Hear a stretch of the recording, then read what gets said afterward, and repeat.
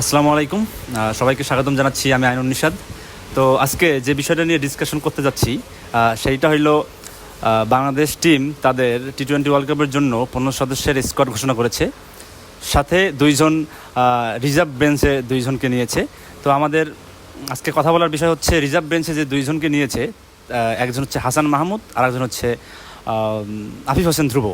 তাদেরকে একটি ম্যাচ না খেলিয়েও তাদেরকে নেওয়ার কারণ এবং তাদের বদলে যে আরও ভালো মানের কিছু প্লেয়ার ছিল, সাইফুদ্দিন থেকে শুরু করে মেহেদী হাসান মিরাজ, তাদেরকে না নেওয়ার কারণ, এটা নিয়ে আসলে আজকে কথা বলতে চাই। প্রথমত আমরা দেখতে চাচ্ছি যে সাইফুদ্দিনকে ইনক্লুড করা হয়নি, 15 সদস্যের স্কোয়াডে তো করা হয়নি, সাথে সাথে 15 সদস্যের স্কোয়াডের বাইরে যে দুইজনকে নেওয়া হয়েছে তাতেও ইনক্লুড করা হয়নি। আসলে সাইফুদ্দিনকে ইনক্লুড না করে ওর বদলে যাকে নেওয়া হয়েছে এটা আসলে কতটা যুক্তিসঙ্গত?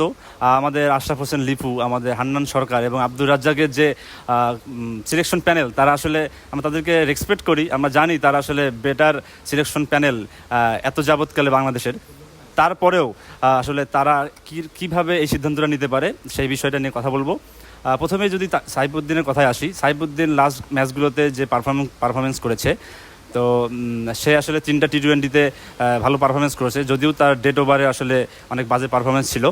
কিন্তু আমাদের আশরাফ হোসেন লিপু বলেছেন যে সংবাদ সম্মেলনে যে সাইফুদ্দিন ডেট ওভারে ইয়র্কার দিতে পারে না, তারপর সে আসলে বাউন্স স্লোয়ার এইসব আসলে অ্যাকুরেটলি করতে পারে না বলে তাকে আসলে একাদশে রাখা হয়নি। কিন্তু তার বদলে যাকে নেওয়া হয়েছে তানজিম সাকিব, সে আসলে লাস্ট কয়টা ম্যাচে কী খেলেছে, আসলে তার পারফরমেন্স কী, সে আসলে কয়টা উইকেট পেয়েছে। এখন দেখা যাচ্ছে তাসকিন আহমেদের সাথে একদম সমান সমান উইকেট পেয়ে এই সিরিজে সবচেয়ে বেস্ট উইকেট টেকার সাইফুদ্দিন এবং তাসকিন আহমেদ, 8টি করে উইকেট। এরপরেও আসলে সাইফুদ্দিনকে না নিয়ে বলা হচ্ছে সাইফুদ্দিন আসলে আনলাকি।